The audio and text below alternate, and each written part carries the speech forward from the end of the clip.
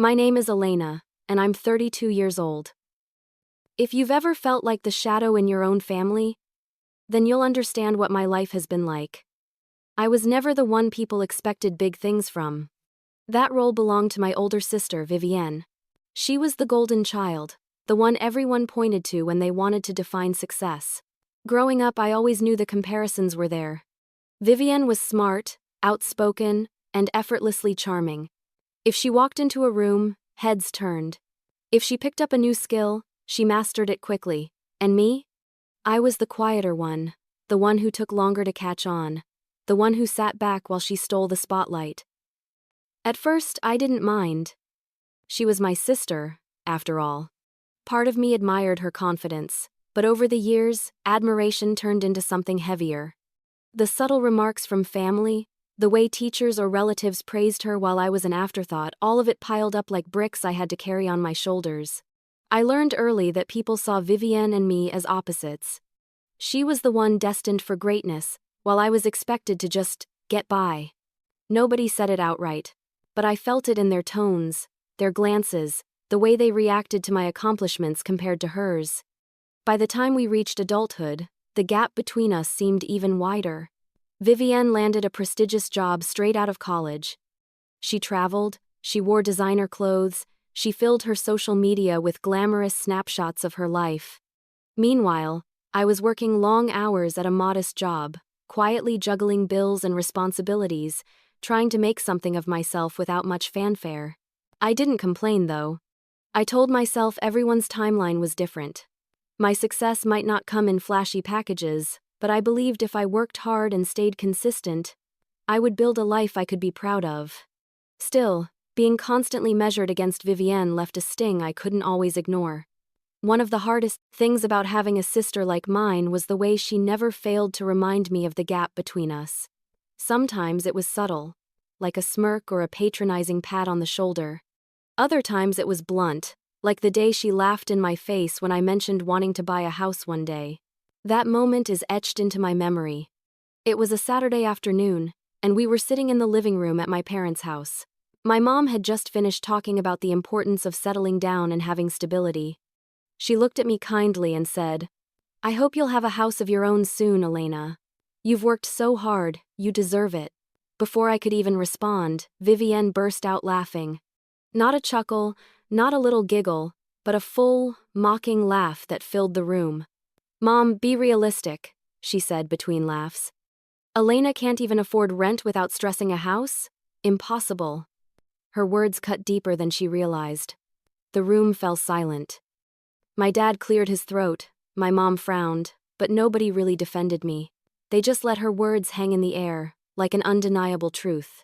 I felt my cheeks burn hot. My throat tightened, and for a moment, I wanted to disappear. I could have argued back. I could have told her she was wrong, that she had no idea what I was capable of. But instead, I smiled faintly and said, "You'll be surprised, Vivienne." She rolled her eyes, smirked, and waved her hand dismissively as if I had just told a childish joke. The conversation moved on, but inside me, something shifted. That wasn't the first time she doubted me, but it was the first time I realized how badly I wanted to prove her wrong. Because here's what Vivienne didn't know: I had a secret. For years, while she was chasing luxuries and showing off her success, I had been quietly building something of my own. I had been saving, planning, and working toward a goal I never told anyone about. Not even my closest friends knew the full extent of it. To the world, I looked like the struggling younger sister, just barely holding things together. But behind the scenes, I had been preparing for a moment that would shock them all. That night, after leaving my parents' house, I sat in my small apartment and thought about the look on Vivienne's face when she laughed at me. I replayed it over and over, and instead of feeling crushed, I felt determined.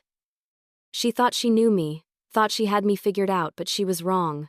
I promised myself that the next time the topic of houses came up, I wouldn't just be talking about dreams, I would be showing proof. And as I stared at the vision board I had taped to my bedroom wall, with pictures of cozy living rooms and sunny backyards, I knew one thing for certain: my time was coming. What Vivienne didn't realize that day was that my secret plan was already in motion, and when the truth finally came out, it would change everything. If there's one thing I grew up knowing too well, it's what it feels like to be compared and to always come up short. Being Vivienne's younger sister meant I was never just Elena. I was always Vivienne's little sister. Whatever she achieved became the standard, and whatever I achieved was measured against hers, no matter how different our paths were. It started in school. Vivienne was the kind of student teachers adored. Straight A's, star of the debate team, class president. When I entered the same classrooms 2 years later, the expectations were already set. Teachers would smile at me and say things like, "Oh, you're Vivienne's sister. I'm sure you'll do just as well." And then the looks of disappointment came when I wasn't a carbon copy of her brilliance. I worked harder than most, I'd say, but my best was often seen as not enough. A B grade for Vivienne was a shock. A B grade for me was expected. If she won an award, it was framed and hung proudly. If I got a certificate, it was politely acknowledged and then tucked away in a drawer. The comparisons weren't only in school. Family gatherings were the worst. Relatives would swarm Vivienne, asking about her grades, her future, her goals. Then they'd turn to me and ask things like, "So, Elena, do you have hobbies?" As if my existence was filler material. I remember once overhearing an aunt whisper, "Vivienne's going places. Elena's sweet, but she's not as ambitious." I never told anyone how much those words stung. Instead, I smiled, nodded, and learned to swallow my disappointment quietly. Vivienne thrived under the spotlight. She liked being seen, liked being admired. I preferred to keep to myself, but even when I achieved something I was proud of, it always felt overshadowed. When I got into college, my parents congratulated me warmly, but the very next breath was spent bragging about Vivienne's job offer in a corporate firm. That became the pattern of my life. No matter what I did, she had already done something better. By the time we were both in our 20s, the gap between us seemed like an unbridgeable canyon. Vivienne got promoted quickly, bought her first car, traveled to Europe. At family dinners, she would hold court, talking about her projects and her bosses and her big plans. Everyone hung on her every word. When they turned to me, it was usually to ask how work was going, and they didn't really care about the answer. It wasn't just the family either. Even strangers picked up on it. Once, when I was out shopping with Vivienne, a cashier asked if we were sisters. When we said yes, she immediately smiled at Vivienne and said, "You must be the older, more successful one." It was like the universe conspired to remind me of my place. All those moments added up. Slowly, I began to internalize the idea that I was less than, that my life was always a step behind. It created a weight on my chest that never fully went away, even on good days. But here's the thing, while everyone else saw me as second best, I started building something in the shadows. I may not have had the loud wins, but I had endurance. I had patience. I had determination. Instead of spending money on expensive clothes or nights out like Vivienne, I worked side jobs. I saved. I studied quietly. I built habits of discipline that nobody noticed because nobody was paying attention to me. And honestly, that became my strength. Vivienne's life was a performance for the world. Mine was a steady climb behind the curtain. Still, even knowing that, the comparisons never fully stopped hurting. I remember one family reunion when Vivienne announced she was considering buying a condo. Everyone gasped and applauded, showering her with admiration. I said, almost timidly, that I wanted to buy a house one day too. The room went silent. Then someone chuckled awkwardly. That sting, that burn of humiliation stayed with me. The hardest part of it all was my parents. They didn't mean to make me feel less. I know they loved me, but their pride in Vivienne always shone brighter, louder. They would brag to neighbors about her promotions, about her trips, about her accomplishments. With me, their words were softer, more restrained. They'd say I was responsible or kind-hearted compliments, yes, but never the kind that made anyone's eyes widen with admiration. Over the years, I developed a strange relationship with those comparisons. They hurt me, but they also fueled me. Every time Vivienne was praised and I was overlooked, I thought, fine, let them underestimate me. One day they'll see. I carried that fire quietly, never showing it. Vivienne thought she knew everything about me, thought she had me figured out. But the truth is, she never looked closely enough to realize how much I was capable of. When she laughed at me about buying a house, it wasn't just about that one moment. It was about decades of being dismissed, ignored, and overshadowed. Her laughter represented every comparison I had ever endured, every backhanded compliment, every time I felt invisible. That's why I stayed quiet. That's why I didn't argue with her. Because deep down, I knew something she didn't. I was closer to my dream than she could ever imagine. Vivienne believed the story our family had written, that she was the successful sister and I was the one just trying to catch up. But my story wasn't finished. I was still writing it, one sacrifice at a time. And when the truth came out, when my secret was finally revealed, it wouldn't just shock Vivienne, it would shock everyone who had ever doubted me. And the day she laughed at me over dinner would become the very moment that lit the spark of my greatest revenge. There are moments in life that brand themselves into your memory, moments that change the way you see not just other people, but yourself. For me, one of those moments happened at a simple family dinner. It was a Sunday evening, and my parents had invited Vivienne and me over for a meal. My mom loved hosting us, and though these dinners often turned into showcases for Vivienne's achievements, I went anyway. I told myself it was good to spend time with family, even if I usually left feeling smaller than when I arrived. That night started out like any other. My mom fussed over the food, my dad poured glasses of wine, and Vivienne held court at the table, animatedly talking about her latest project at work. She had recently been asked to lead a new team, and she spoke about it as though she were running the entire company. My parents listened with glowing pride, nodding at every word. I stayed quiet, as I often did, eating my meal and letting the conversation wash over me. Then, inevitably, the topic of the future came up. My mom set down her fork, looked at me, and said gently, "Elena, I really hope you'll have a house of your own soon. You've worked so hard. You deserve something stable and permanent." I was about to respond when Vivienne's sharp laugh cut through the air. "Mom," she said, still chuckling, "be realistic. Elena can't even afford rent without stressing. A house? Impossible." Her words slammed into me like a brick wall. For a second, I froze. My fork hovered halfway to my mouth. My eyes darted around the table. My dad shifted uncomfortably in his seat. My mom frowned at Vivienne but didn't say anything. And me? I sat there, humiliated. I could feel my face flush, the heat creeping up my neck. The silence after her words was deafening, punctuated only by Vivienne's smirk. She leaned back in her chair, clearly satisfied with her joke. I wanted to scream at her, to tell her she didn't know a single thing about my finances, about the sacrifices I'd made, about the quiet battles I had fought for years. I wanted to shout that she had no right to measure me by her shallow standards, but instead, I swallowed all of that. I forced myself to smile faintly and said, "You'll be surprised, Vivienne." My voice was steady, though inside, I was trembling. She rolled her eyes, waved her hand dismissively, and went back to talking about herself. The conversation shifted to her condo hunting adventures, how she was looking at luxury units with rooftop views, how she was sure she'd sign on a place soon. My parents eagerly listened, asking questions, while my words lingered in the air, ignored. I sat quietly, eating my dinner, but my mind was racing. That laugh, that mocking, dismissive laugh had struck something deep inside me. It wasn't just about her thinking I couldn't buy a house. It was the culmination of years of being underestimated, overlooked, belittled. It was every comparison wrapped into one cruel statement. When the dinner finally ended and I drove home, the silence of my car felt heavier than usual. I gripped the steering wheel, her words replaying over and over in my head.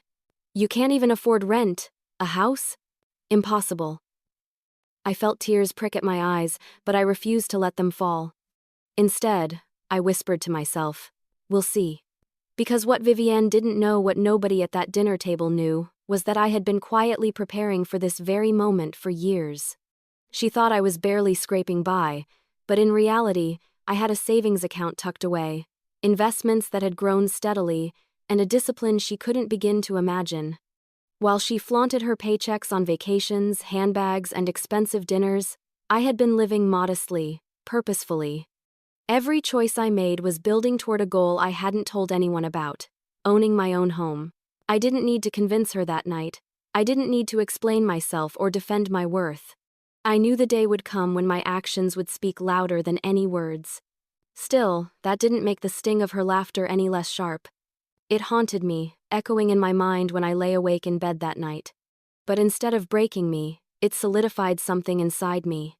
Her doubt became my fuel. I promised myself that the next time Vivienne mocked me about being behind, I wouldn't respond with words. I would respond with proof. Proof she couldn't argue with, proof that would wipe that smug smirk off her face. I got out of bed that night, walked into my small kitchen, and opened the folder where I kept all my financial documents. I spread them out on the table: bank statements, investment accounts, budget spreadsheets I had built myself. I stared at them with fresh eyes, realizing just how far I had come. I wasn't there yet, but I was close. So close.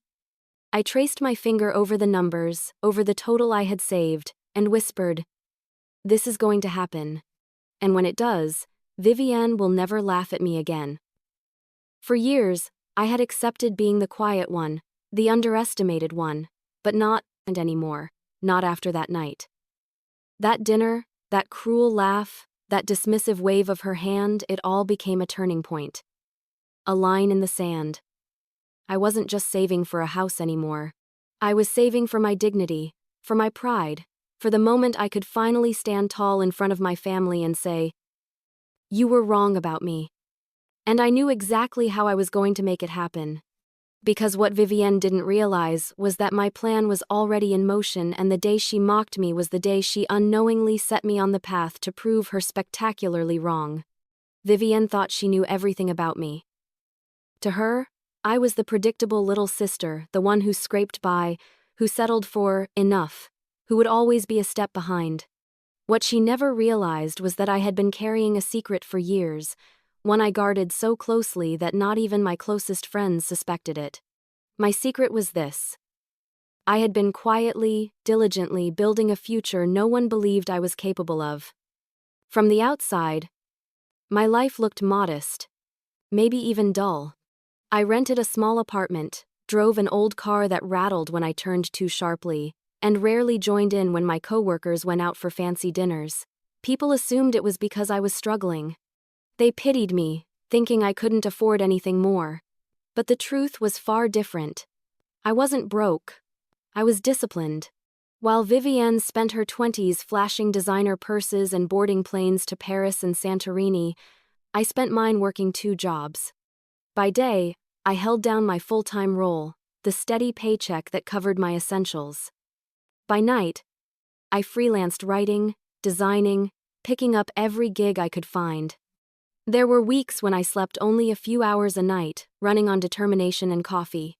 Every extra dollar I earned had a purpose. I funneled it into a savings account I never touched, no matter how tempting it was. I built spreadsheets tracking every penny, color-coded plans that mapped out years into the future. It became almost a game for me, seeing how much I could cut back, how much I could add to my growing nest egg. Most people chase instant gratification. Vivienne was the perfect example. She worked hard, yes, but she also lived like she had an endless supply of money. Expensive restaurants, luxury apartments, the latest phone the week it launched. She measured success in things you could show off. Me? I measured success in silence, in numbers nobody else could see. I still remember the first time my savings hit $10,000. I sat at my laptop staring at the number on the screen, tears stinging my eyes. That was the moment I realized I was capable of building something real. From then on, I didn't stop. I studied investing, read articles about real estate, and learned how compound growth worked. While my sister was chasing attention, I was chasing knowledge. The irony is, nobody noticed.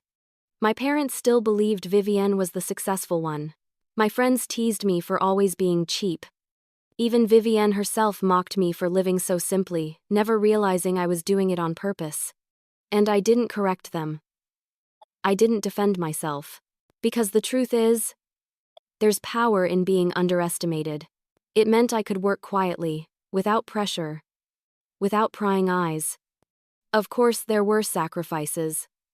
There were nights when I wanted to go out and have fun, but instead, I stayed home to save the money.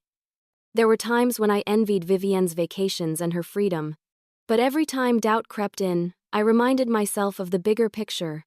A house. My own house. I didn't want it just to say I had one. I wanted it as proof that all the years of sacrifice were worth it. Proof that I wasn't the failure everyone assumed I was. Proof that I could build something solid without anyone's help. And quietly, steadily, I got closer. The funny thing is, I became so used to keeping this secret that I never slipped up. When friends complained about rent, I nodded sympathetically but never revealed that I had enough tucked away to buy a small place outright if I wanted to. When Vivienne teased me about my old car, I laughed along, never mentioning that I could easily trade it in for something new. I let them believe the story they wanted to believe. But behind that facade, my secret life was thriving. By the time I turned 30, I had saved more than most people my age could imagine. I had built an emergency fund, invested in index funds, and kept my lifestyle simple. I was far from rich, but I was secure. And more importantly, I was prepared. What I hadn't been prepared for, though, was how satisfying it would feel to know something nobody else did. When Vivienne laughed at me during that dinner, dismissing the very idea that I could own a home, I had to bite my tongue to keep from blurting it out. Because the truth was, I wasn't just dreaming about buying a house. I was ready. Ready in ways she couldn't begin to imagine. That night, after everyone else went home, I sat alone in my apartment surrounded by stacks of notes and plans I had kept hidden for years. My laptop glowed with spreadsheets, savings totals, mortgage calculators. I stared at it all and smiled, because I knew something Vivienne didn't. I was already in the position to make my dream real. It wasn't impossible. It wasn't even far away.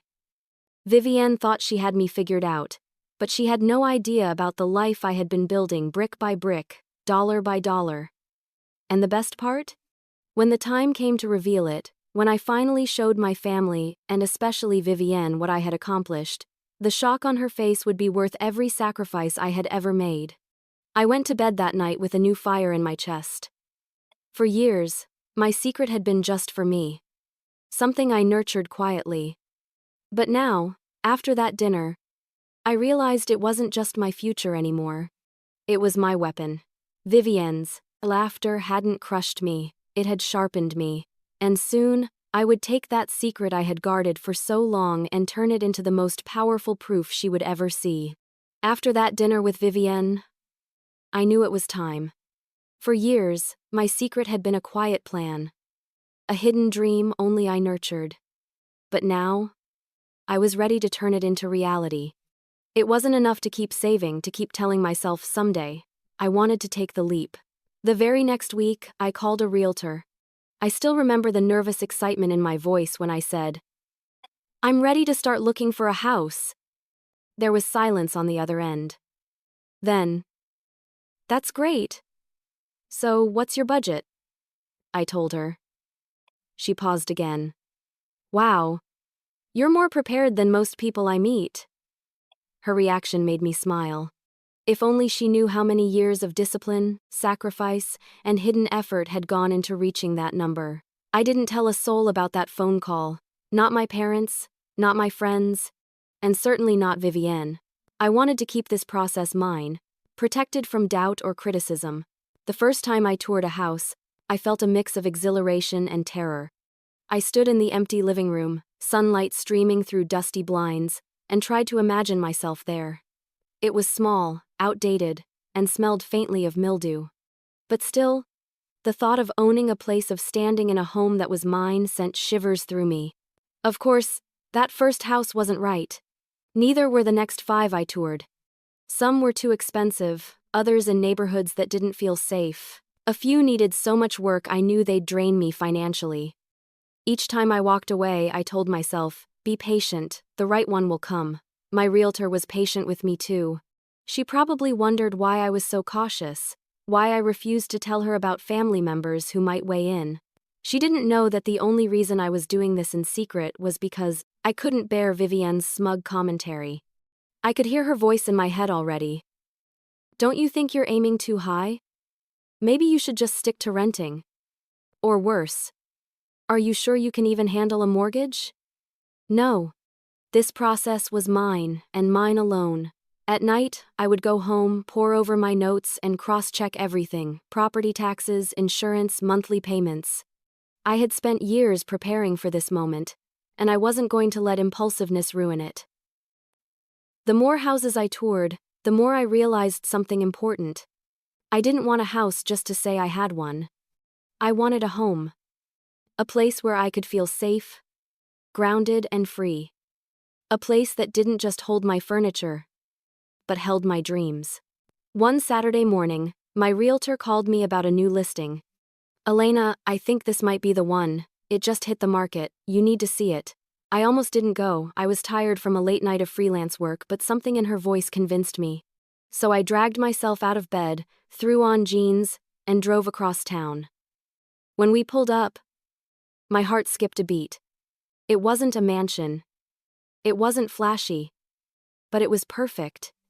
A charming little house with a welcoming porch, a tidy yard, and big windows that let in the morning light. The moment I stepped inside, something clicked. The living room was cozy, the kitchen practical but filled with potential, the bedrooms just the right size. The backyard sealed the deal: small but private, with enough space for a garden I had always dreamed of planting. As I walked through the rooms, I felt something I hadn't felt in years: peace. I didn't need anyone's approval. I didn't need to compare myself to Vivienne. Standing there, I thought, this is mine. This is what I've been waiting for. By the time I left that house, I knew I had found it. The thought of making an offer terrified me. It felt like such a huge step. Like everything I had been building toward was suddenly real. I sat in my car afterward, staring at the house through the windshield, my hands trembling on the steering wheel. But beneath the fear was a deeper feeling: excitement. I called my realtor before I lost my nerve.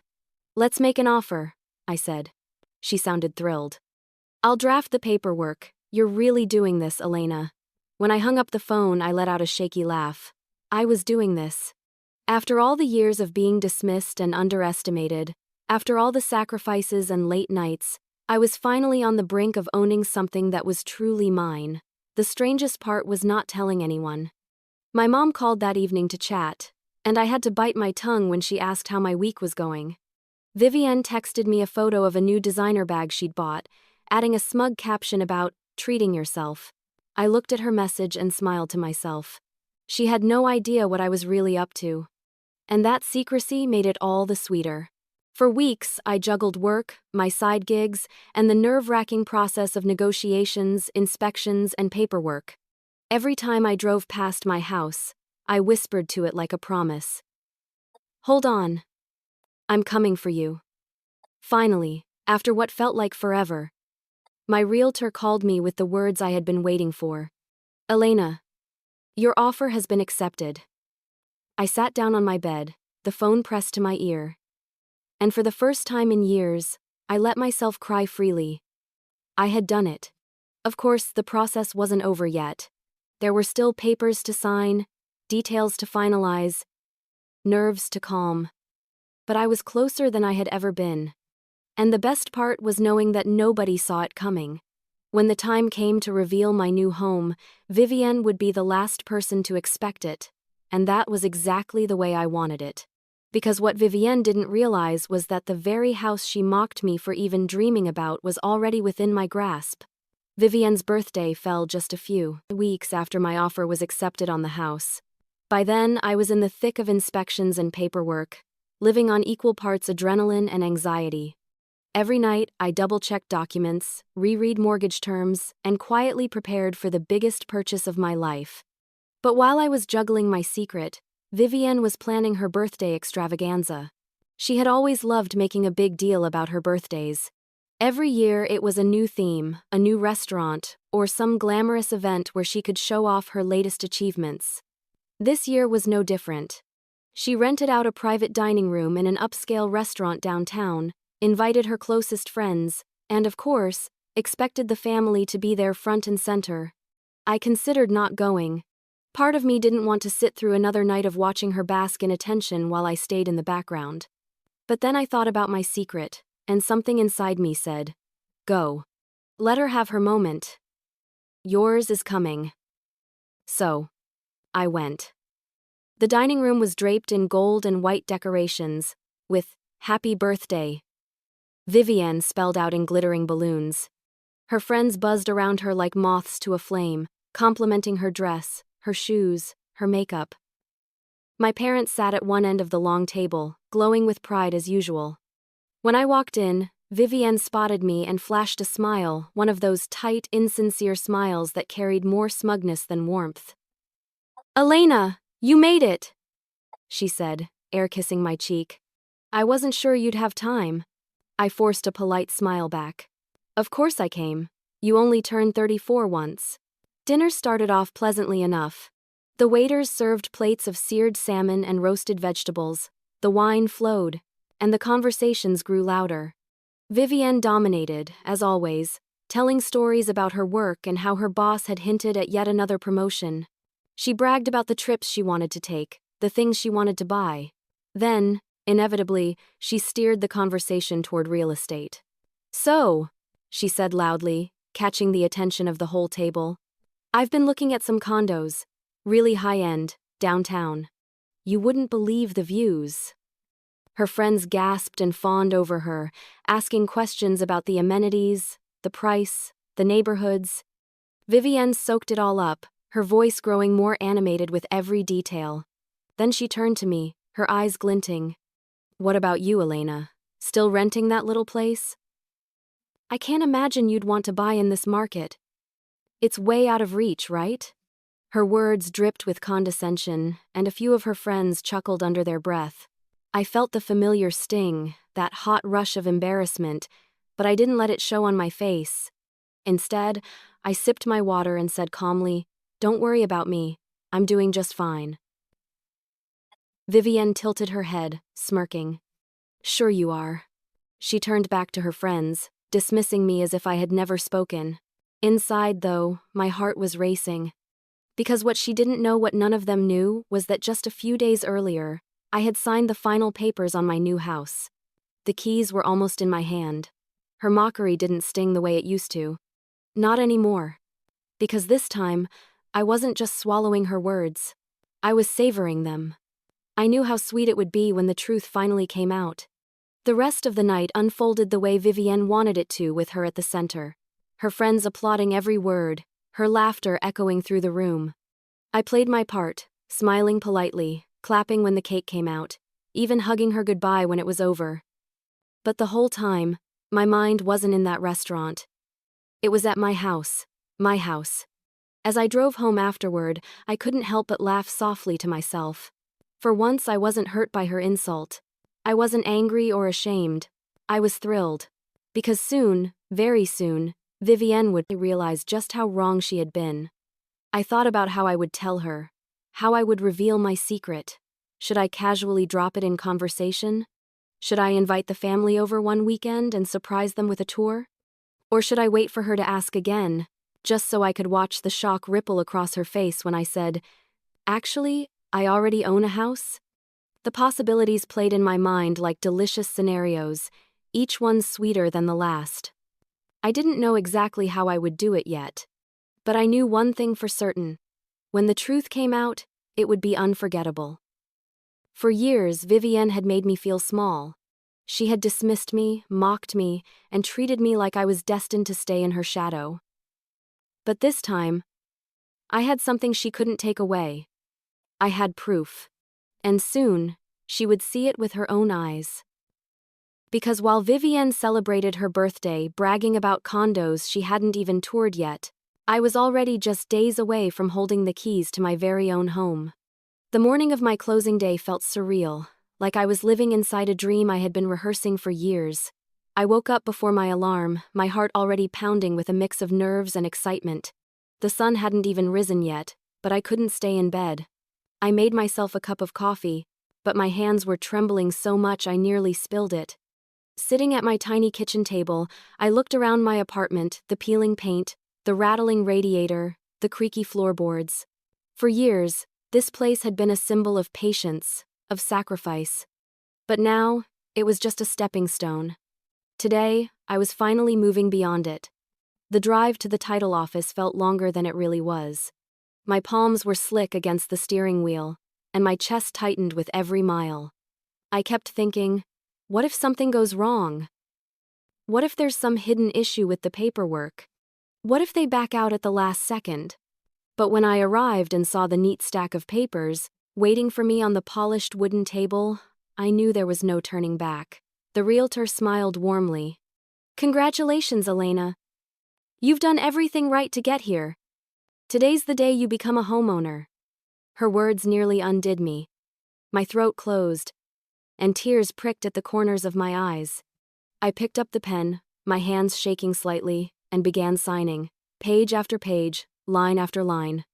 Every stroke of the pen felt like a release, like I was carving my way out of every insult, every doubt, every time Vivienne laughed at me. When I signed the last page, the realtor slid a small envelope across the table. Inside were the keys. The moment I held them in my hand, my vision blurred. My entire body trembled, and I pressed the cool metal against my palm as if it might disappear if I didn't grip it tightly enough. "They're really mine?" I asked, almost in disbelief. She smiled. "They're yours." I walked out of that office, clutching the keys like treasure. The autumn wind brushing against my face as if to remind me this was real, this wasn't a fantasy. This wasn't something I'd talk about someday. This was now. Driving to my new house, I felt like I was floating. The streets looked different, brighter somehow, as though the entire world had shifted with me. When I pulled up in front of my home for the first time as its owner, I sat there for a long moment, staring. The porch, the little yard, the windows catching the morning light, all of it belonged to me.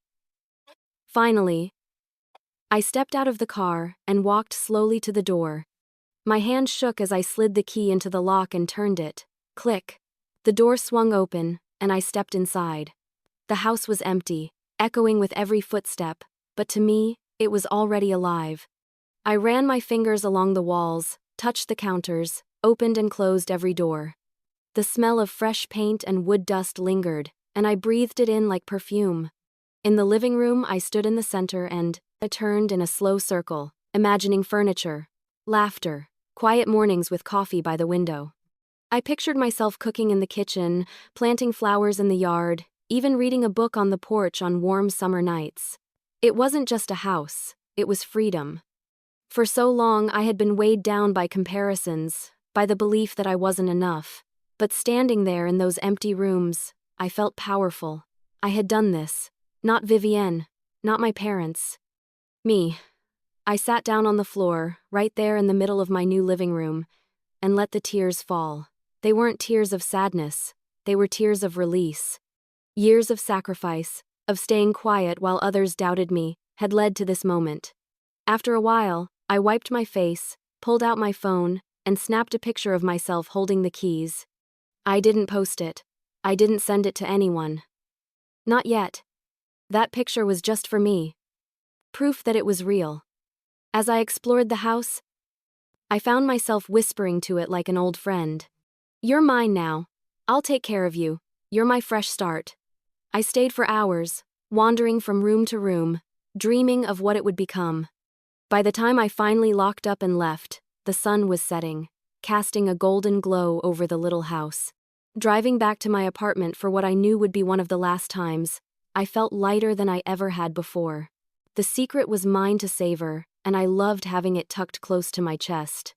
I could have shouted it from the rooftops, called my parents, sent a message to Vivienne just to wipe the smugness off her face, but I didn't. I wanted the reveal to be perfect. I wanted the timing to be right. So, I kept it to myself. A delicious secret burning quietly inside me. For years, I had been living in Vivienne's shadow. But now, I had something that was all mine, something she couldn't take away, no matter how much she mocked or doubted me.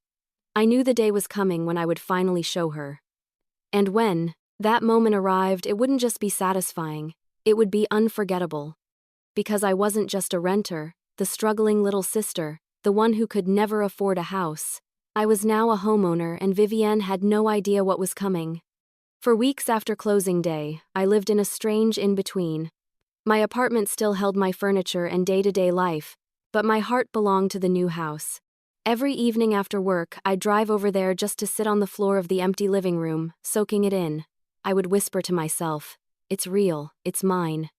But as much as I cherished that quiet secret, I knew the day was coming when I would finally share it. I had been patient for years. Now I wanted the reveal to mean something. I wanted it to land with the kind of impact Vivienne would never forget. That opportunity arrived sooner than I expected. One Sunday afternoon, my parents decided to host a family gathering. Nothing fancy, just a casual get-together at their house. They invited me, Vivienne, and a few close relatives. When my mom called to tell me, she said, "It'll be nice to catch up. We haven't had everyone together in a while." As soon as she mentioned Vivienne would be there, I felt a little jolt of anticipation. I had kept my secret tucked away for weeks, but maybe this was it. Maybe this was the moment. When I walked into my parents' home that day, the familiar smell of roasted chicken and garlic filled the air. My dad greeted me with a hug, my mom fussed over me, and Vivienne was already perched on the sofa, looking effortlessly polished in a new dress. She smirked when she saw me, giving me the same once-over she always did, as if measuring how far behind she thought I was. The conversation, as usual, quickly shifted to Vivienne. She launched into stories about her work, her condo search, her weekend brunches with friends. My parents listened eagerly, nodding and smiling, completely absorbed. I sat quietly, sipping my drink, biding my time. Then my mom, bless her, turned to me and asked, "So, Elena, have you thought more about buying a house? I really want you to have a place of your own." That was it. The opening I had been waiting for. I set my glass down, my heart thudding in my chest. For a second, I debated staying quiet, keeping the secret a little longer. But then I thought of Vivienne's laughter at that dinner, her smug smirk at her birthday, her endless dismissals. This was my moment. I looked at my mom, then at the whole table, and said calmly, "Actually, I just closed on one." The room went silent. My mom's eyes widened. "You what?"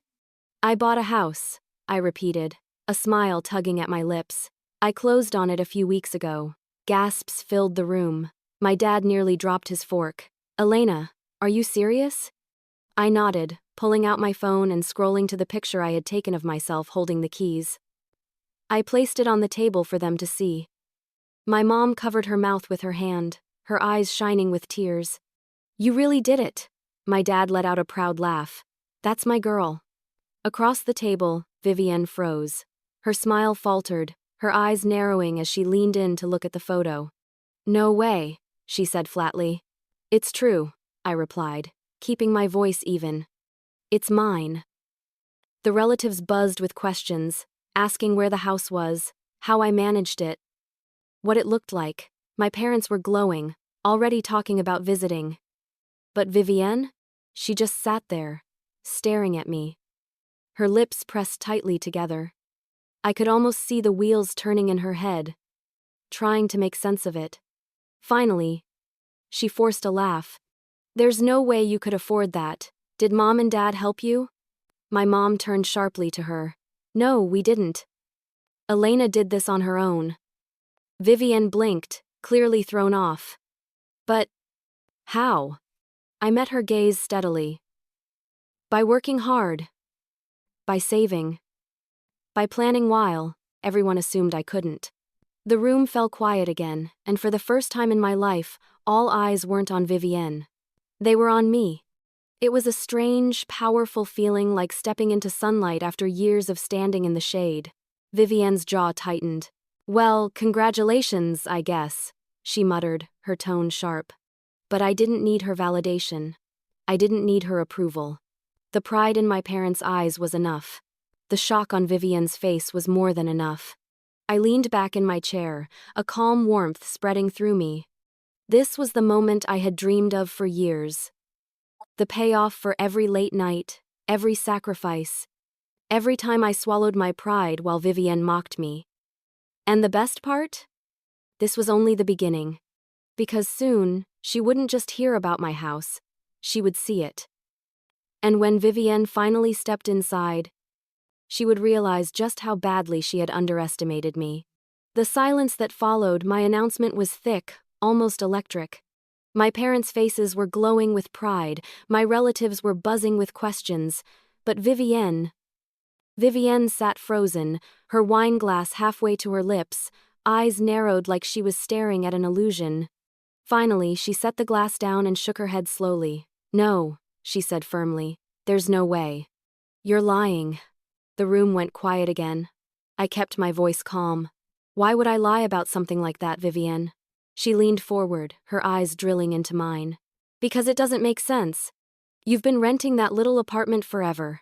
You've been living on hand-me-down furniture and driving that rusty car. How could you possibly afford a house?" I could hear the sharp edge of disbelief in her voice. She wasn't just doubtful, she was angry. Angry that her picture of me wasn't lining up with the reality I had just revealed. I pulled up the photo again, the one of me holding the keys in front of the front door, and slid my phone across the table. "It's real. This is me, Vivienne. My house, my keys." She picked up the phone. Then she let out a harsh laugh and shoved it back toward me. "Anyone can take a picture with keys. Maybe you borrowed them from a friend. Maybe it's just staged." My mom frowned. "Vivienne, why would she make this up? Elena doesn't lie." Vivienne ignored her. "Unless mom and dad secretly gave her the money. That has to be it." I shook my head. My voice steady but firm. "They didn't give me a cent. I did this on my own." My dad's voice cut through the tension. "That's true.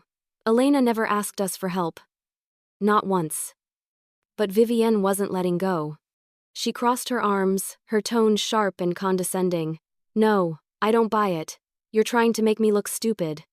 That's what this is." For a moment, I just looked at her, my sister. The girl who had always been the star. Now unraveling because the spotlight wasn't on her. And instead of feeling small like I used to, I felt stronger. "I don't need to make you look stupid, Vivienne," I said softly. "You're doing that all on your own." The table went dead silent. My mom gasped. My dad coughed awkwardly. And my aunt muttered, "Oh my," under her breath. Vivienne's eyes widened, her face flushing. "Excuse me?" I straightened in my chair. "For years you've mocked me, doubted me, told everyone I'd never catch up. And all that time, you had no idea what I was actually working toward. So no, I don't need to prove anything to you. I know what I've accomplished, and that's enough." The words spilled out with a confidence I didn't know I had. And for once, Vivienne had no immediate comeback. She sat there, blinking, her lips parting and closing like she was searching for the right insult but couldn't find it. My parents looked at me with a new expression, one I hadn't seen before: respect. But Vivienne wasn't done. I could see the storm brewing in her eyes. "Fine," she said at last, her voice icy. "If it's real, prove it. Take us there. Show us this so-called house you bought. Let me see it with my own eyes." The challenge hung in the air like a gauntlet thrown at my feet. Part of me wanted to laugh. The other part wanted to say no, to keep savoring my secret a little longer. But the truth was, she was right about one thing. Seeing would make it undeniable. I took a slow sip of water, then set my glass down. "All right," I said evenly. "I'll show you. Not today. But soon." Her eyebrows shot up. "Why not today?" "Because I don't owe you an instant performance," I replied. "I'll invite the whole family when I'm ready. Until then, you'll just have to sit with the fact that I did something you said was impossible." Her face twisted, half in disbelief, half in rage. For once, she didn't control the room. For once, she couldn't laugh her way out of it. The rest of the evening was thick with tension. My relatives kept buzzing with questions, asking about the size, the neighborhood, my plans for moving. My parents were glowing. their voices tinged with pride I had never heard directed at me before. Vivienne stayed quiet, sipping her wine like it was the only thing tethering her to reality. Every so often, I caught her glancing at me, her expression dark, calculating. When the dinner finally ended, she cornered me in the hallway as I was leaving.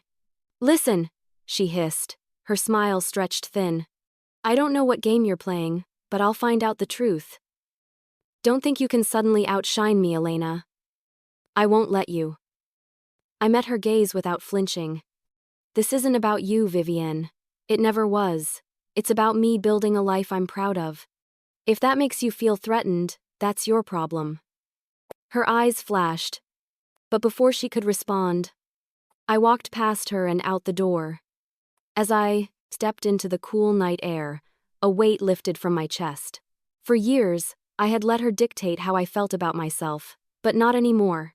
The balance had shifted, and she knew it. Still, I couldn't shake the feeling that this was just the beginning. Vivienne wasn't going to let this go.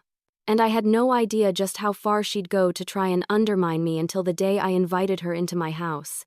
When Vivienne challenged me to prove I really owned a house, I knew the day would eventually come. I wasn't afraid of showing her not anymore.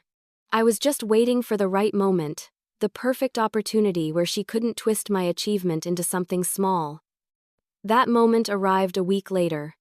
I invited my parents, Vivienne, and a few relatives over for what I simply called a little gathering. I didn't tell them where we were going. I just sent an address and asked them to meet me there on Saturday afternoon. The morning of the reveal, I woke up buzzing with nerves. My stomach churned with a mixture of excitement and dread. Part of me wanted to savor the victory. Another part worried about Vivienne's reaction. She had a way of turning even the best moments sour, and I braced myself for it. Still, when I pulled up to my house that afternoon, a sense of pride settled over me like a warm blanket. The porch, the tidy yard, the sunlight streaming across the windows, it all looked even better than I remembered. This was my home, mine. One by one, the cars pulled in. My parents stepped out first, followed by Vivienne in her sleek black SUV. She got out wearing oversized sunglasses, her lips pursed like she was attending a business meeting rather than visiting her sister. My relatives trailed behind, murmuring with curiosity. "Whose house is this?"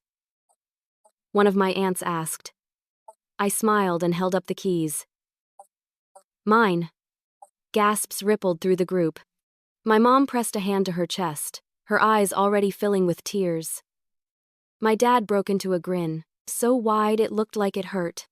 Vivienne froze, her sunglasses hiding her eyes but not her body language. She stiffened, her jaw tightening, as though bracing herself against a storm. I walked to the door, slid the key into the lock, and swung it open. "Welcome to my home." The group shuffled inside, voices rising in awe as they explored the space. My mom touched the walls like they were sacred, whispering, "It's beautiful, Elena." My dad kept pacing through the rooms, muttering things like, "Solid construction. Good layout." Vivienne lagged behind, her heels clicking sharply on the hardwood floor as she inspected every corner with thinly veiled suspicion. "So this is it," she said finally, her tone flat. "Yes," I replied evenly. "This is it." She glanced around, her eyes darting over the kitchen counters, the light fixtures, the backyard visible through the sliding doors. "It's nice. Cozy." Her words were strained, her fake smile twitching at the corners. I knew that look, it was the face she wore when she was trying hard not to reveal jealousy. My relatives didn't notice. They were too busy asking me about the mortgage, the neighborhood, my plans for decorating. I answered each question with pride, showing them the small office I had already envisioned as my writing space, the yard I planned to turn into a garden. The more they praised me, the more Vivienne's silence grew heavy. She stayed in the background, her arms crossed, her gaze sharp and restless. At one point, I caught her muttering to herself, "It's not in the best area, though." I turned to her. "Maybe not to you, but it's perfect for me." Her lips pressed into a thin line, and she looked away. For the first time in my life, I wasn't shrinking under her criticism. I wasn't rushing to justify myself. I stood tall in my own home, surrounded by proof of what I had accomplished. And no amount of her nitpicking could take that away. My mom turned to Vivienne, her voice warm but pointed. "Aren't you proud of your sister?" Vivienne hesitated. I saw the struggle on her face, the battle between her pride and her envy. At last, she forced a smile and said, "Of course. It's impressive." The words sounded hollow, but I didn't care. I didn't need her sincerity anymore. Later, as everyone gathered in the living room, my dad raised a toast with a glass of sparkling cider I had set out. "To Elena," he said, his eyes shining. "You've shown us what perseverance looks like. We couldn't be prouder." Tears stung my eyes as I clinked my glass against his. For years I had waited to hear those words. For years I had carried the weight of comparison, always falling short next to Vivienne. And now here I was, standing in my own home, finally seen. The look on Vivienne's face told me everything. She wasn't used to being in the background. She wasn't used to me being the one everyone admired. And no matter how hard she tried to hide it, the jealousy in her eyes betrayed her. When the gathering ended, my parents hugged me tightly, promising to help me move furniture and settle in. My relatives left with warm congratulations, their voices echoing with pride. Vivienne lingered behind. As the last car pulled away, she finally spoke. "So you really did it," she said softly, her tone unreadable. "Yes," I said. "I really did." She looked around one last time, her expression caught somewhere between awe and bitterness. Then she turned to me with a tight smile. "Well, I guess congratulations are in order." I nodded. "Thanks." She slipped on her sunglasses, her mask firmly back in place. "Enjoy it while it lasts." With that, she walked out, her heels clicking against the pavement, leaving me standing in the doorway of my home. I exhaled slowly, the weight of her words hanging in the air. She couldn't admit it, but I had seen it in her eyes, the envy, the disbelief, the unwillingness to let go of her throne. And I knew one thing for certain: Vivienne wasn't done. She'd find some way to undermine me, to claw back the spotlight she thought was hers by right. But standing there in my own doorway, I also knew something else for the first time. I wasn't afraid of her anymore. For a brief moment after the house reveal, I thought maybe things would finally change. My parents were glowing with pride, my relatives showered me with congratulations, and I felt a sense of peace I hadn't felt in years. But Vivienne couldn't let it go. It didn't take long before I started hearing the whispers. At first, it came from a cousin who casually mentioned, "Vivienne said your house isn't in the best neighborhood. She thinks you settled." I brushed it off. People had opinions, and Vivienne had always been critical. But then another relative pulled me aside at a family barbecue and said, "Vivienne told us your place is kind of small. She said condos are better investments anyway." My stomach tightened, but I stayed calm. I shouldn't have been surprised. Vivienne had spent her entire life needing to be the one on top. If she couldn't outshine me with her own achievements, she'd try to dim mine. The worst was when a family friend asked, "So, Elena, how are you managing the mortgage? Vivienne said it must be really tight for you." That one cut deep. It wasn't just criticism, it was her trying to paint me as struggling, as if my accomplishment was nothing more than a reckless mistake. I wanted to scream, to confront her, to tell her to stop spreading lies. But instead, I bit my tongue. Because deep down, I realized something important. Her bitterness was proof that I had finally surpassed her. If my house weren't such a big deal, she wouldn't be working so hard to tear it down. Still, it hurt. I had worked for years, sacrificed so much, only to have my own sister try to tarnish it. I remember lying, awake at night in my new bedroom, staring at the ceiling, replaying her words in my head. Settled, small, tight budget. For a moment, I wondered if she was right. Maybe my house wasn't in the trendiest neighborhood. Maybe it wasn't as flashy as her imaginary condo. Maybe people were secretly laughing at me behind my back. But then I'd get up in the morning, walk through my sunlit kitchen, and look out at the little yard that was all mine. And I'd remember why I did this. Not for Vivienne, not for anyone else, for me. I poured my energy into turning that house into a home. Every weekend, I painted walls, assembled furniture, and hung photos I'd kept boxed up for years. I planted flowers along the walkway, their bright colors greeting me every time I came home. Little by little, the house became a reflection of me, warm, quiet, steady.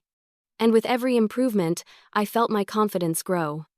Meanwhile, Vivienne kept up her campaign. At family dinners, she'd drop comments like, "I could never live that far from downtown," or "Condos have so many better amenities." Always subtle, always phrased like a casual opinion, but the intent was clear. I started noticing how people reacted to her. At first, they nodded, unsure of what to believe. But over time, the tide shifted. My parents, once blind to her favoritism, began to bristle at her remarks. My dad even snapped at her once, saying, "Vivienne, instead of criticizing, maybe you should try congratulating your sister." Her cheeks flushed, but she covered it with a laugh. "I'm just being honest." No one laughed with her. That was the difference. Now people were finally starting to see through her. One evening, after another dinner filled with her digs, I walked her out to her car. She leaned against the door, arms crossed, and said, "You know, Elena, you don't have to get so defensive. I'm just pointing out the reality of things. Your house isn't impressive, not compared to what I'm looking at." I smiled, not with bitterness, but with calm certainty. "That's fine, Vivienne. I didn't buy my house to impress you. I bought it to live in it, to build a life in it. You don't have to like it, it's not your home. It's mine." For a split second, I saw something flash in her eyes. Something she couldn't hide. Envy. She quickly masked it with a smirk. "Well, good luck keeping up with the bills." Then she slid into her car and drove away. I stood in the driveway watching her taillights disappear, and I realized something that made me laugh out loud. Vivienne was scrambling. She was so desperate to hold on to the image of being the superior sister that she couldn't admit the truth that I had built something real while she was still chasing appearances. Her words no longer cut the way they once did. If anything, they fueled me. Every insult was confirmation that I had changed the narrative. Over the next few weeks, I focused on what mattered: creating joy in my home. I hosted small dinners for friends who praised how cozy and welcoming it felt. I invited my parents over, and my mom brought flowers that she insisted would look perfect on the kitchen table. Slowly, my house became filled with love, laughter, and memories. Things Vivienne couldn't touch with her bitterness. But I knew her. I knew she wasn't done. The envy in her eyes that night told me as much. And sure enough, she would try again, and this time, her attempt to overshadow me would happen in front of everyone. Because when I hosted my first housewarming party, Vivienne made sure to show up, and what happened that night changed everything between us. The day of my housewarming party felt like a celebration not just of my new home, but of everything I had fought for. I had spent weeks preparing hanging curtains, arranging furniture, filling the space with small touches that made it feel warm and inviting. I cooked my favorite dishes, lit candles in the living room, and set out trays of food and drinks. This wasn't just a party. This was my chance to open the doors of my new life and say, "Look, I did it. I built this." By late afternoon, my friends began to arrive, carrying bottles of wine and small gifts. They wandered through the rooms, marveling at how cozy and welcoming everything felt. "Elena, this is beautiful," one of them said, her voice filled with genuine awe. "You've really made it your own." Hearing those words filled me with pride. For years, I had been the one trailing behind, the one people underestimated. But now, I wasn't just surviving. I was thriving. When my parents arrived, my mom immediately burst into tears. "Oh, Elena," she whispered, clutching my hands. "I'm so proud of you." My dad nodded, his chest puffed with pride as he inspected the yard, the walls, the sturdy fixtures. They looked at me differently now, not as the daughter always catching up, but as someone who had carved her own path. Guests filled the rooms with chatter and laughter. I moved through the crowd, answering questions, telling the story of how I saved for years, how I kept my dream alive in silence. People leaned in, genuinely inspired. Some of my younger cousins even said, "You make me want to start saving right now." And then, Vivienne arrived. She walked in nearly an hour late, making sure all eyes turned toward her. She wore a striking red dress, her hair perfectly styled, her heels clicking against the hardwood floor as if to announce her presence. The room quieted for a moment before picking up again. She gave me a tight smile. "Nice place," she said, her tone flat. "Thanks," I replied, matching her smile with calm confidence. She walked through the room slowly, inspecting everything the way she had the first time, like she was searching for flaws. I noticed her trailing behind conversations, interjecting small comments like, "It's cute, but a little far. From downtown or condos usually have better amenities, you know." But something had changed since the last time she tried to undermine me. People weren't nodding along anymore, they were pushing back. One of my friends shot her a look and said, "Actually, I think this place is perfect. It feels like a home, not just a unit in a building." Another relative added, "Downtown condos are ridiculously overpriced. Elena was smart to buy here." Vivienne's smile tightened further, her eyes flicking toward me as if daring me to acknowledge what she was trying to do. I didn't take the bait. Instead, I lifted my glass of sparkling cider and clinked it gently against a friend's.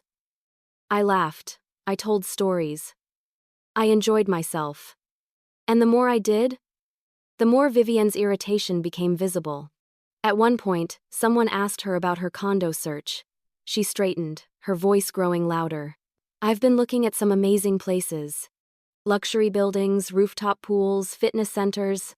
Honestly, this is just a stepping stone. I wouldn't settle like this." The room went quiet for a beat. I smiled politely. "That sounds nice, Vivienne. I hope it works out for you." The shift was subtle but undeniable for the first time. She was the one grasping for attention while I remained steady. People turned back to me, asking more about my journey, my future plans, my ideas for the house. Vivienne's face tightened, her smile strained. She sipped her wine, trying to mask her discomfort, but I could see it, the jealousy, the frustration. And then something unexpected happened. My dad stood up, his glass raised high. "I want to make a toast," he said, his voice carrying through the room. Everyone quieted, turning to him. "To my daughter Elena," he said proudly. "For years, she's worked harder than anyone realized. She sacrificed, she planned, she never gave up. And now, she's built something beautiful. Elena, we're proud of you not just for buying a house, but for showing us what determination looks like. Here's to your new chapter." The room erupted in applause, glasses clinking together. My mom wiped her tears, my friends cheered. And even some of my relatives who rarely spoke much raised their glasses high. In that moment, I felt a swell of emotion so powerful it nearly overwhelmed me. I wasn't invisible anymore. I wasn't the other sister. I was Elena, someone who had achieved something on her own terms, in her own way. I caught Vivienne's eyes across the room. She was smiling, but her jaw was tight, her grip on her glass firm. She lifted it half-heartedly, but I could see the fire burning behind her gaze. For once, the spotlight wasn't hers. And she hated it. The rest of the night passed in a blur of laughter, stories, and the kind of warmth that only comes from being surrounded by people who are genuinely happy for you. I went to bed that night in my new bedroom, lying beneath a soft glow of string lights I had hung myself, and I thought, this is what victory feels like. But as peaceful as I felt, a small part of me couldn't forget the look in Vivienne's eyes. Because while my housewarming party marked the moment I finally stepped out of her shadow, it also sparked something in her, a storm I didn't yet know was coming. A week after my housewarming party, I thought things might finally quiet down. The celebration had gone better than I ever imagined, my family and friends were proud of me, and for once, I felt like I wasn't just living in Vivienne's shadow. I thought maybe she would finally accept it. Maybe even soften toward me. But then came the call. It was late on a Thursday night. I was curled up on my couch, sipping tea, when my phone buzzed. The caller ID made my stomach tighten. "Vivienne, I debated letting it ring, but curiosity got the better of me. Hello? For a moment, there was nothing but silence. Then I heard it. Her voice, shaky, nothing like the confident, polished tone she always used. Elena, can we talk? I blinked. Sure. What's going on? Her voice cracked. I can't do this anymore. I sat up straighter. Do what? And then, like a dam breaking, it all came pouring out. Vivienne confessed that her life wasn't what it seemed. The glamorous image she had built, the fancy clothes, the trips, the talk of buying a condo, it was all smoke and mirrors. She had been living on credit cards for years, juggling debt she couldn't control. Her job wasn't nearly as secure as she made it sound. She was constantly overworked, under pressure, terrified of losing her position. I feel like a fraud, she whispered, her voice trembling. Everyone thinks I'm this successful, put-together woman, but I'm drowning, Elena. I'm barely keeping it together. I sat in stunned silence. For years I had envied her, felt crushed under her shadow. And here she was, admitting that the shadow was hollow, a facade built on debt and fear. Why didn't you ever say anything? I asked softly. Because I couldn't, she said, almost snapping. I was the one everyone looked up to. Mom and Dad bragged about me to everyone. I couldn't just admit I wasn't who they thought I was. Do you know what that would feel like? Her words hit me harder than I expected. I did know what it felt like not to be idolized, but to be trapped in an identity others created for you. For me, it was always the lesser sister. For her, it was the perfect one. Neither of us had ever been truly seen. I hated you sometimes, she admitted, her voice breaking again. Not because of what you did, but because you seemed free. You didn't care what people thought. And when you bought that house, when you actually did the thing I couldn't even manage, I felt like the whole world was laughing at me. Hearing her say it made my chest ache. I had spent many years thinking Vivienne was unshakable, untouchable. But here she was, unraveling. I took a deep breath. Vivienne, I never wanted to compete with you. I never wanted us to be rivals. I just wanted to live my life, in my own way. The house wasn't about proving you wrong, it was about proving myself right. She sniffled. I know, but it feels like you proved me wrong anyway. I didn't deny it, because in some ways, she was right. We sat in silence for a while, just breathing through the weight of years of unspoken resentment. For the first time, there was no mockery in her tone, no sharp edge in mine. Just two sisters, stripped bare of the roles we had been forced into. Finally, she said, I don't know what to do. I don't know how to get out of this hole. The part of me that still remembered her laughter, her insults, her years of belittling wanted to say, figure it out yourself. But another part, the part that still saw her as my sister, softened. You start by being honest, I said gently. With yourself, with Mom and Dad, maybe even with a financial advisor. You can't keep pretending. It's killing you.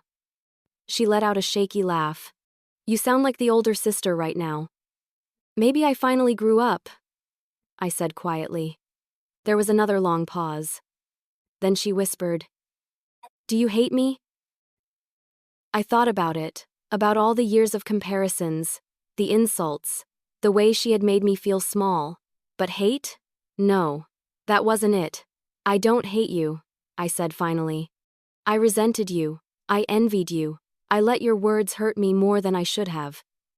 But I don't hate you, Vivienne. You're my sister. I could hear her crying softly on the other end. And for the first time, I felt something I hadn't in a long time when it came to Vivienne. Compassion. But compassion didn't erase the scars. I knew our relationship was fragile, built on shaky ground that years of rivalry had eroded. When we hung up that night, I felt a strange mix of emotions. Relief, sadness, empathy, caution. Part of me hoped this was the beginning of a new chapter for us, one where we could finally be sisters instead of opponents. But another part of me wondered if Vivienne could truly change, or if this was just a moment of weakness she'd later bury under her old armor. only time would tell. Because while Vivienne had finally dropped her mask and shown me the truth, I couldn't help but wonder if she really meant it or if her envy would always find a way back.